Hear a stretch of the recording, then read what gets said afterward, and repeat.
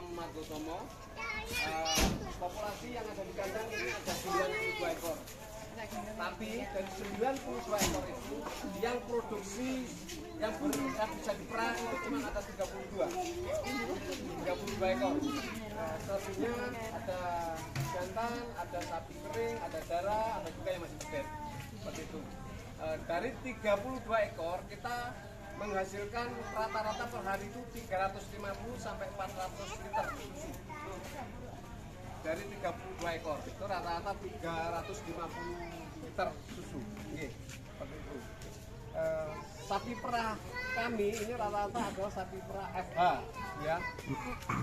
Terus pemerahan yang kami lakukan itu cuma 2 kali, pagi jam 7 pagi sama malam jam 7 malam. Jadi interval 12 jam.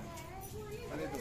Makanan yang kami sediakan cuma ada hijauan dari tebon jagung dan makanan penguatnya itu konsentrat. Terus porsi pakan per ekor sapi ini gampang sebenarnya, kita ambil rata-rata 10% dari berat badan. Jadi berat badan masing-masing sapi ini rata-rata 450 sampai 500 kilo. Jadi kita ambil flat, setiap ekor sapi kita kasih 50 kilo hijauan. Kalau makanan penguatnya konsentrat, kita ambil 50% dari total dia produksi susu. Jadi kalau misalnya sapi tersebut itu memproduksi 10 liter, kita kasih konsentratnya itu 5 kilo. Seperti itu. Dan masing-masing ada namanya sendiri-sendiri. Ini kebetulan namanya Merah. Ini ada Mas Ayu. Yang sana ada Niken, sana ada Dinda. Sule ada Sule, Pak. Sule. Semuanya betina ya, jadi nggak ada nama cowok. Oh. Nama cowok nggak ada sama sekali. Ya mungkin ada request, mungkin namanya mau di nama cowok. Vivi. Vivi.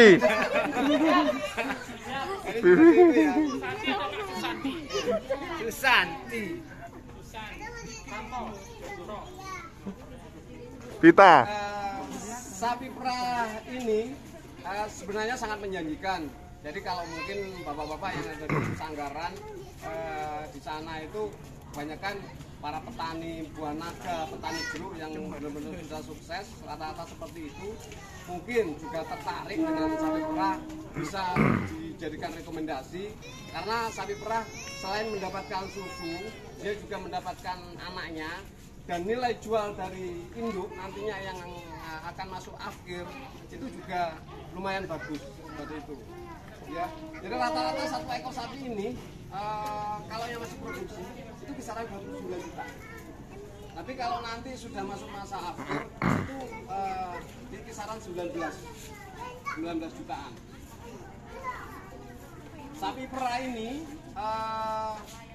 mulai dikawinkan atau diinseminasi pada saat dia umur 18 bulan.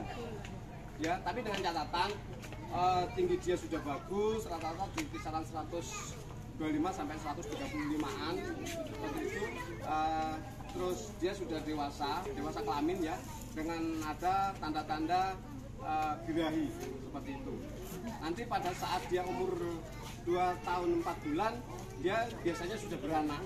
Itu setiap beranak dan dia memasuki masa perah, itu kita sebut istilahnya dengan masa laktasi. Ya, masa laktasi. Dari sini sebelum saya menjelaskan lebih jauh, ada pertanyaan lagi, monggo. Monggo yang tanya. Pak, ini kok ora dipelih apa, Pak? Jadi memang kayak gitu, kita menyesuaikan supaya dia itu bisa memproduksi bagus. Karena apa? Karena dengan adanya kita keluh, dia akan merasa sakit.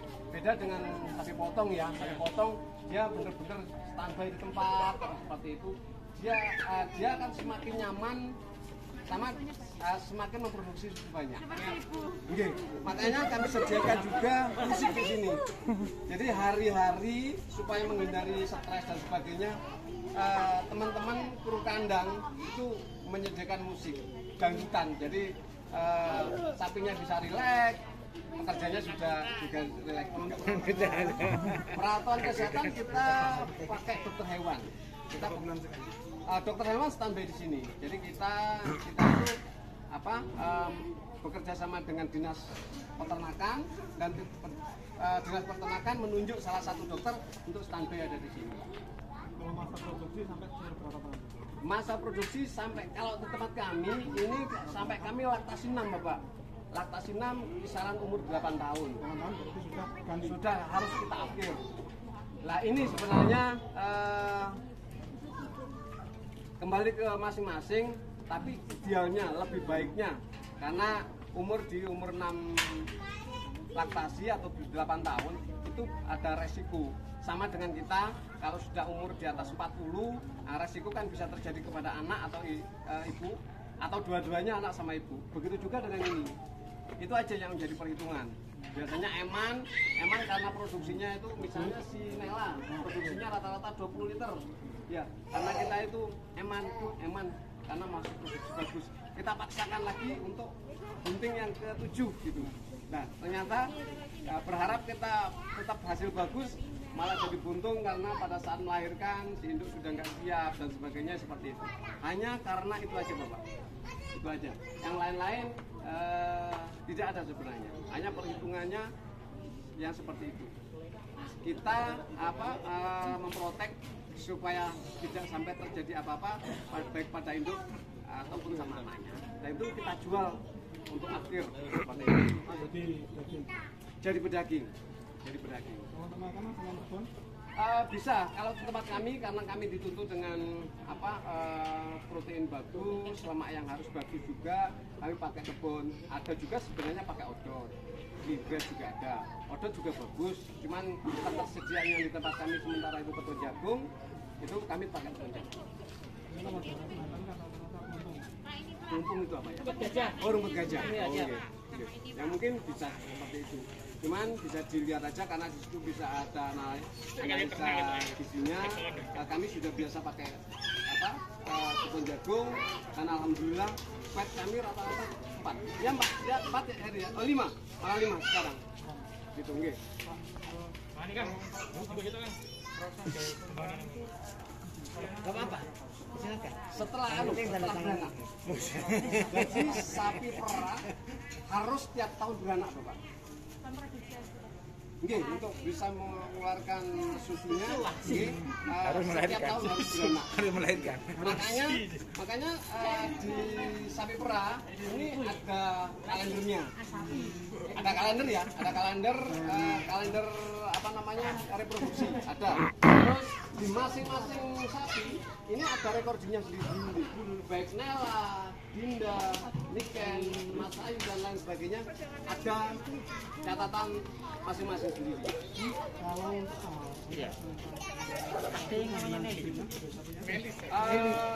Kalau kami punya bekerja sama dengan BB macam yang ada di Malang seperti itu. Cuman tahun kemarin kami import Bapak, import semennya, import bibitnya.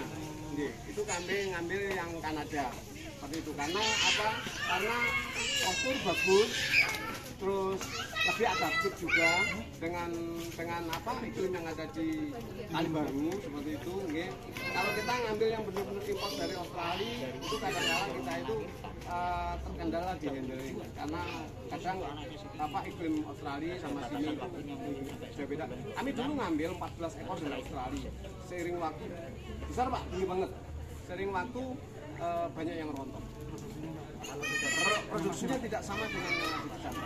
Semisal anaknya dari sini untuk produksi bagus. Kami melakukan seperti itu. Jadi ada generasinya kami pakai anaknya dari sini. Sampai berapa generasi kira-kira? Gini Bapak, masing-masing itu gini.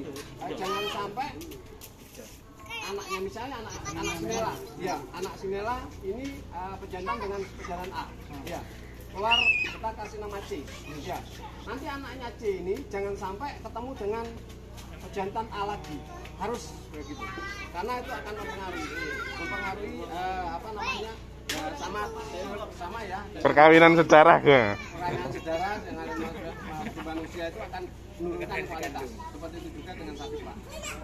Jadi harus ada catatan masing-masing. Makanya kalau jenengan itu beli sapi di luar, jenengan jangan asal comot, harus tahu persis recordingnya itu harus bagaimana. Susah Pak kalau di luar. Nah itu masalahnya. Makanya lebih baik ambil di peternakan yang sudah ada nama, yang sudah jelas organisasi ini. Tapi yang itu Pak, apa Pak? Harganya biasanya selangit. Gitu. Nggih. Kami ngambil pedet ada beberapa ekor. Ini apa pedet ini Pak? Kami ngambil itu di usia masih 4 bulan di apa? Mana? Jawa Tengah itu Tetra ya. Mana Her? Sapi yang terakhir? Ultra ya, di Ultra. Ultra Jaya. Ya Ultra. Itu satu ekor 15 juta kok. Umur Satu ekor 15 juta, umur 4 bulan. 4 bulan. Di tempat kami itu masih kisaran di angka 7. Itulah sebenarnya. Padahal kalau menurut saya lihat secara fisik sama. Tapi oke lah, nggak kita mencoba seperti itu. Kita ngambil beberapa ekor kemarin karena kebetulan ada teman yang bisa melakukan seperti itu, kita coba ambil. untuk sterilisasi kandang? Karena di tempat kami ada biogas, kami tidak menggunakan Kimia? Chemical semacam kaporit dan sebagainya. Enggak. Jadi kita coba gosok sebersih mungkin untuk langsung masuk ke biogas. Itu yang warna hijau itu biogas. Enggak. Jadi kotoran yang ada ini tidak terbuang percuma. Kami gunakan untuk bahan bakar. Jadi yang ada di restoran, pembuatan keju, nah itu semuanya sudah pakai biogas. Nah, kami juga ada pabrik serai, di sana pun juga bahan bakarnya pakai biogas. Kita masukkan ke dalam tangki besar seperti itu, kita kirim seperti itu. Memang tidak bisa dipadatkan jadi cair, tetap berbentuk gas, nah, tapi setidaknya kami sudah tidak tergantung pada LPG atau bahan bakar yang lain. Jadi itulah untungnya jadi peternak sapi perah, urin masih bisa dimanfaatkan jadi pupuk, kotoran padutnya juga bisa dimanfaatkan jadi gas dan juga jadi pupuk. Kebetulan kami juga ada pupuk organik ya, bekerja sama dengan Petro. Jadi kotoran yang ada dari kandang kami itu kami olah sendiri dan kami kerjasamakan dengan Petro untuk jadi pupuk organik. Seperti itu. Terus pemerahan yang di tempat kami kebetulan sudah pakai pemerahan mesin dan cooling unit kami juga ada yang kapasitas 1.500 sama 500 liter. Seperti itu. Mungkin monggo kita sharing atau mungkin nanti ada yang perlu ditanyakan lebih detail mengenai peternakan sapi perah, siap. Ya tetap kebersihan. Kebetulan di tempat kami setiap 2 minggu sekali itu dilakukan masinis tes, jadi selalu bisa terkontrol. Harga jual di tempat kami itu 12.000 per liter. Oke, kalau kita bekerja sama dengan koperasi pengolahan susu itu cuman kencang diambil 6.000 ya mungkin. Jadi emang sebenarnya kalau hanya dia. Jadi pada saat dia sudah, saya bilang tadi sudah dewasa kelamin, yaitu tadi ada tanda-tanda birahi. Dan birahinya ini akan berulang antara 21 sampai 24 hari. Selalu seperti itu setiap bulannya. Pada saat dia tidak bunting. Seperti itu. Tapi kalau tidak bunting, misalnya gini loh Pak, sapi tersebut si Nela ya sudah melahirkan hari ini. Ini nanti kita hitung lagi 21 hari berikutnya setelah dia itu kita nyatakan bersih ya, karena sama manusia dengan hewan organ reproduksinya kalau sudah bersih itu nanti kalau si sapi ini akan menunjukkan tanda-tanda birahi lagi di umur 21 atau 24 hari setelah dia bersih. Itu. Ini jangan kita tembak, artinya jangan sampai kita kawinkan dengan inseminasi. Biarkan. Tujuannya untuk apa? Memberi istirahat pada rahimnya untuk bisa berreproduksi lebih bagus lagi. Nanti di bulan kedua, artinya birahi kedua nih, itu kita harus benar-benar nembak dia.